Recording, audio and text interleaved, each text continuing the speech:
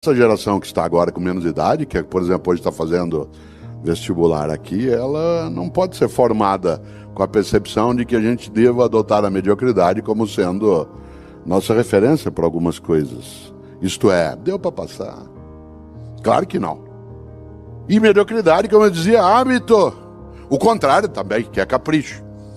Também é hábito. Exemplo, eu viajo bastante, portanto, eu durmo muito em hotel, em viagem. Todos os dias que eu estou viajando, eu acordo no hotel de manhã, sozinho, que é o que a Cláudia espera, certo?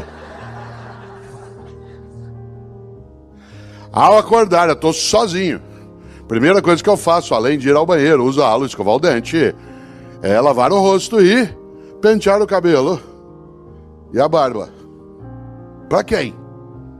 Não tem ninguém ali comigo, mesmo, certo? Por que pentear o cabelo e a barba? Pra mim.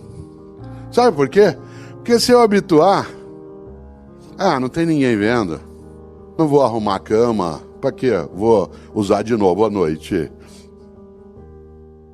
Tem gente que você conhece o capricho que ela tem pelo banco de trás do carro. Tem tantas coisas naquele banco, resíduos alimentares, que uma inspeção do CSI acharia, né, indícios da Páscoa de 2004. Bolachas que estão ali no meio, encontráveis, quase próximas daquilo que já iria para o museu. Capricho. Capricho. Porque nós precisamos afastar de nós e daqueles que conosco chegam nesse mundo contemporâneo qualquer tipo de atração pela mediocridade em relação a várias faces do nosso cotidiano. Mas não, né? Em alguns momentos vem uma fúria interna, e essa fúria é a fúria, mas é a fúria da energia que move uma pessoa que não deseja ser medíocre. Num comentário que fiz no rádio na sexta-feira, lembrei, hoje o grande tribunal que funciona 24 horas é a família. Você tem grupos de redes sociais com a família, é um tribunal dioturno. Ele funciona 24 horas, sem interrupção. Você está sendo avaliado, julgado, não só eu, qualquer um de nós. Né? Se você não der bom dia para todo mundo, às 7h12, se você deixar algum para trás, parece uma ruptura de sangue. Mas é a mesma pessoa que nunca te procura para oferecer nada. Teu celular tocou. Hoje a gente tem identificador de chamada. Você vê o nome, você sabe que a pessoa vai pedir alguma coisa para você. Ela nunca liga para te oferecer um saco de manga, 1 litro de jabuticaba. Só liga para pedir. Mas te avalia, te julga, se chateia, fica melindrada ou melindrado se você não responde bom dia, família. E nós começamos, de repente, a nos perder e nos enredar em algumas trilhas que levam a lugar nenhum. E não sobra para nós tempo para aquilo que é importante. Nós passamos uma boa parte do tempo cuidando do urgente e deixamos o importante de lado. Claro que o urgente tem o seu lugar. Aliás, o urgente também tem que ser lidado, mas ele não pode obscurecer o importante. Por exemplo, o que é urgente? Garantir modo de sobrevivência, mas não é a qualquer custo. O que é urgente? É você lidar com aquilo que é a tua tarefa, que aliás te dá o retorno em relação às tuas condições, mas ela não é exclusiva. Uma parte de nós, repito, se dedica e está formando novas gerações com a perspectiva do urgente, deixando de lado o importante. O que é o importante?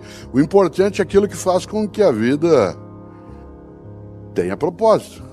Afinal, um dia partimos. E meu avô Ettore, italiano, todos os dias, quando nós, os netos, acordávamos de manhã, e ele vivia no interior de São Paulo, e quando a gente lá estava e podia encontrá-lo, meu avô, todos os dias, quando a gente acordava, ele nos perguntava sempre 2 coisas. E eu passei a vida perguntando isso aos meus filhos, e agora, quando posso, pergunto aos meus netos.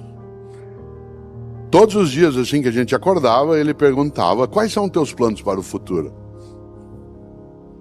Todos os dias. Isso era irritante, porque isso nos obrigava a ter que pensar em futuro. E eu só queria aproveitar aquele momento. E ele dizia, não é para você não aproveitar, apenas que você não pode só aproveitar o momento. Mas a grande questão, meu avô, era: quais são teus planos para o futuro? A outra pergunta era mais densa: o que você quer na vida? Ser o mais rico do cemitério? Essa frase não significava não tenha patrimônio, não tenha propriedade. Significava: não tenha só isso. Pense naquilo que serve para a tua vida, que é curta, não ser pequena. Excelência é quando você ultrapassa, quando você vai além. Excel em latim significa aquilo que ultrapassa. Uma pessoa excelente, o que é? Uma pessoa excelente é aquela que vai além do óbvio. Uma pessoa excelente é aquela que faz mais do que a obrigação. Cuidado. Fazer mais do que a obrigação não é trabalhar sem salário, trabalhar sem recurso. Trabalhar fazendo mais do que a obrigação é ter a obrigação como ponto de partida e não como ponto de chegada.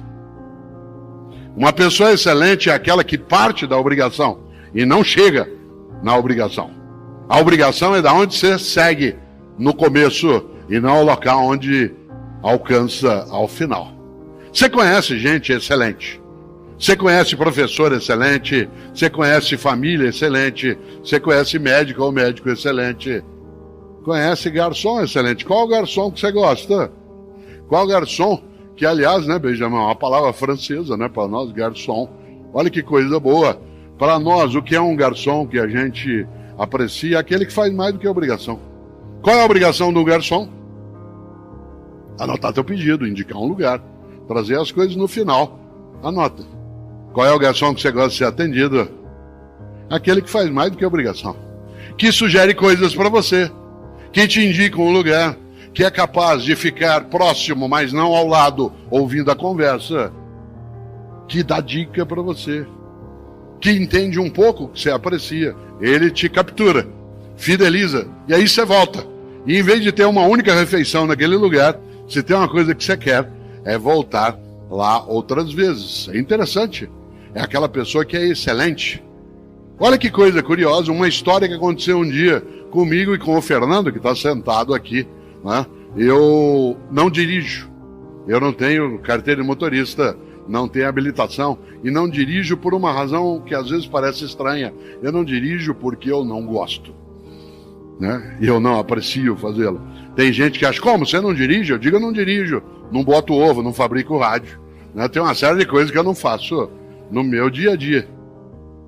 E eu não dirijo, e o Fernando, que aqui está, né? Ele faz comigo os percursos, os lugares, e ele dirige. Eu nunca esqueço, não sei se o Fernando se lembra, há uns 6 anos, nós estamos voltando de São João da Boa Vista, uma ótima cidade, quase na fronteira de São Paulo com Minas, né, em outro lado de Minas, e a atividade terminou 9h30 da noite, mas naquele momento não havia pandemia, e ao final havia uma sessão de autógrafos, e quem tinha livro, havia sessão de fotos, coisa que hoje nós, por enquanto, não podemos fazer.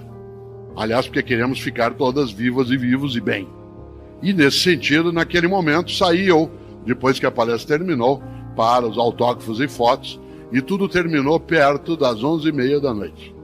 E nós com uma fome danada, querendo comer alguma coisa, a gente tinha tomado um lanche na hora que chegou, mas já estava muito tarde. Saímos de São João da Boa Vista, pegamos a estrada e nada aberto na estrada. Todos os postos já fechados no horário que a gente passou, era 1h e pouco da manhã, tudo fechado. De repente, a gente está vindo e vê a luz acesa num posto de gasolina. Fernando entrou, a gente babado de fome, já era 1h e tanto da manhã, e eu rapidamente fui até o balcão, ali havia uma estufa, e nessa estufa 2 bolinhos. E eu disse ao garçom: por favor, o senhor nos dá esse bolinho? Ele disse: eu, se fosse o senhor, não comia, não. Isso criou um afeto nosso. Aliás, quando a gente pode, a gente passa por lá. Atenção, olha que pessoa excelente. Ele não se contentou em ser exclusivamente um vendedor. Tal como o faça o teu melhor, não pode sê-lo pela maldade, pelo indecente, pelo inaceitável. Embora fosse um negócio, uma regra boa na vida é: não fazemos qualquer negócio. Não fazemos qualquer negócio. Só que ele não se contentou, olha que interessante, em dizer o que eu posso fazer. Nós dissemos, e não dá pra gente pedir um sanduíche. Ele disse, a essa hora a cozinha já fechou. Atenção no que eu vou dizer agora, porque é isso que marca o passo de uma pessoa que procura excelência na atividade dela. Em vez de dizer, a cozinha já fechou, o que eu posso fazer? Ele disse, como vocês estão com fome, eu vou preparar um sanduíche frio. Se vocês não se incomodarem, eu pego o pão, coloco um pouco de manteiga, né, de presunto e queijo. Ótimo. O que ele fez? O melhor na condição que ele tinha. Eu insisto, eu não estou dizendo que você é medíocre. Estou dizendo que você e eu podemos ficar medíocres. Quando? Quando a gente deixa de procurar o melhor na condição que a gente tem e fica se habituando com o possível. E quando a gente se habitua com o possível, a única coisa que a gente faz é sair por aí resmungando. O que eu posso fazer? Isso não dá certo. A vida é assim. O impossível não é um fato, ele é apenas uma opinião. E aí eu quero lembrar algo num dos meus livros chamado Não Espere pelo Epitáfio. Eu cito exatamente uma perspectiva que eu gosto bastante, trazida um dia pelo grande mineiro de Itabira, Drummond, Carlos Drummond de Andrade. Ele, num dos seus poemas, diz algo que eu sintetizo de um modo que ele não escreveu. Eu é que faço uma síntese do poema a partir daí, quando a ideia seria: eu escavo a casca do impossível até achar o possível lá dentro. Eu escavo, claro, para quem nasceu numa área de Minas, como é o caso de Itabira, a ideia é clássica: eu escavo a casca do impossível até achar o possível lá dentro. Mas esse possível não pode ser o ponto de chegada, ele tem de ser o ponto de partida. E pessoas que querem fazer o seu melhor não têm o possível como seu ponto de chegada, mas como ponto de partida. Dizendo de outro modo, uma pessoa que não queira ser medíocre, ela procura o tempo todo a excelência. E o que é excelência? Excelência é quando você ultrapassa o óbvio, vai além. Excelência é quando você faz mais do que a obrigação. Atenção, fazer mais do que a obrigação não é trabalhar sem direito, sem salário, sem condição. Fazer mais do que a obrigação é ter a obrigação como ponto de partida e não como ponto de chegada. Uma pessoa que faz mais do que a obrigação é aquela que parte do possível para chegar até aquilo que é o seu melhor. Cuidado. No Brasil nós temos um pouco a síndrome do possível. Quer ver um exemplo? Você leva teu carro no mecânico, às vezes da manhã cedo, e diz: olha, meu carro está com um barulho estranho. Ele diz: vou fazer o possível. Você vai ao médico e diz: doutor, estou com uma dor no pâncreas. Ele diz: vou fazer o possível. Você chega para um professor e diz: professor, eu não estou entendendo isso aqui, o senhor pode me explicar? Eu vou fazer o possível. Você assusta nessa hora. Há 4 anos, vai fazer agora, nesta semana, tive que colocar uma prótese no joelho direito, porque numa atividade semifísica eu tropecei, bati o joelho num banco de areia e, entre aspas, quebrei o subcondral. Não quebra, mas seria o assemelhado a uma fratura. Tentei por um tempo com fisioterapia, etc. Não deu, e aí eu tive que colocar uma prótese completa no joelho direito, que aliás é uma prótese, como vocês notam, funciona. É uma prótese alemã por dentro e por fora sou eu. E uma das coisas boas é que o cirurgião que colocou a prótese, uma pessoa extremamente preparada, em São Paulo, onde vivo, já imaginou se um pouquinho antes de eu entrar em estado de dormência mais profunda, um pouquinho antes de eu entrar dentro do efeito mais forte da anestesia, eu olhasse para ele e falasse assim: doutor, vai dar certo? Ele dissesse: vou fazer o possível. Se desse tempo, naquela contagem regressiva de 10 a 9, eu ia pedir para sair correndo. É claro. Excelência é quando você, usando a palavra vindo do latim excel, quando você ultrapassa, quando você vai além, quando você sai do óbvio. Sabe por que nós estamos aqui hoje? Nesta sala, na sala Minas Gerais? Sabe o que nós estamos aqui? Com menos de 25 meses de um cataclisma avassalador, com uma catástrofe na vida humana coletiva que não cessou. Nós estamos aqui porque dezenas de homens e mulheres em vários lugares e também no nosso país fizeram o seu melhor. Foram buscar, não desistiram, se juntaram, muitos pereceram. Perdemos dezenas e dezenas de pessoas no campo da saúde, no campo da segurança, no campo do abastecimento, no campo do transporte. Pessoas que em 2020, um ano desesperador, foram capazes de não desistir.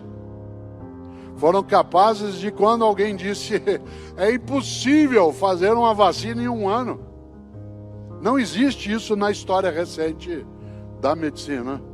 E homens e mulheres como Drummond foram lá escavar a casca do impossível e ficaram nos hospitais, nos centros de saúde, nos lugares de abastecimento, pessoas da área médica, da área de enfermagem, fonoaudiologia, fisioterapia, e pessoas que não tinham oxigênio, que estavam sem equipamento, e foi aí essas pessoas fizeram melhor.